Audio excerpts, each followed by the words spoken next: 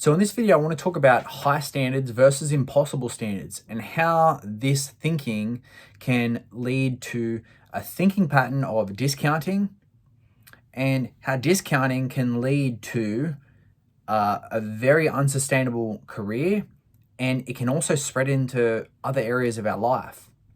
So in a recent workshop, the comments came up from a young student athlete who has been suffering with performance anxiety, and it was related to her feeling like she's disappointing her parents and her teammates if she doesn't perform to the level that she wants to. And this was causing her stress, anxiety, and just general up and down suffering. Jen came in and asked the question, how much of this is related to your skill, your lack of skill building? Because Jen and I both know that sometimes our performance anxiety is just related to making specific mistakes, and instead of building the skills up in them areas where we're making mistakes, we just keep feeling anxious about that because we might keep failing. But sometimes we need to go and build some competence in them areas. But knowing this girl fairly well, I had a feeling that it wasn't quite her skill level because she trains so much and does so much work on her own. And I asked her, who is she comparing her skills against? And her dad was sitting next to her and he said, Messi.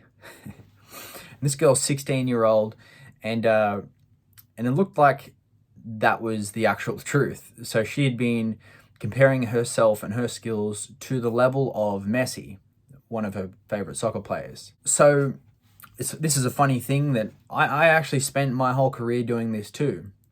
I did really well I would do well in boxing matches and in training, and I would be sitting there after totally disappointed, and my coach would be so frustrated with me because he's like, he just got so frustrated because I was constantly disappointed with myself, even though I did quite well.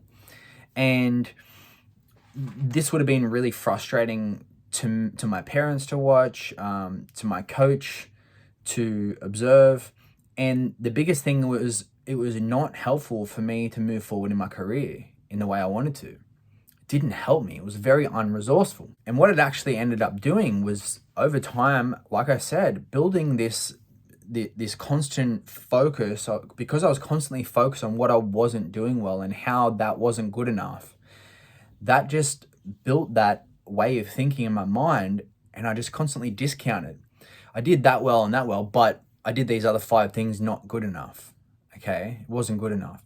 And over time, our brains learn patterns of thinking, and this spread into many other areas of my life. So the one thing I wish someone had told me is, if you were going to go after these big dreams, then you have to have a big character.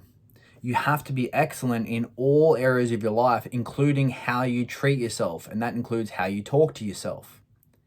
And that includes counting the things that you are doing well. That includes counting and allowing yourself to feel good for your progress that you are making.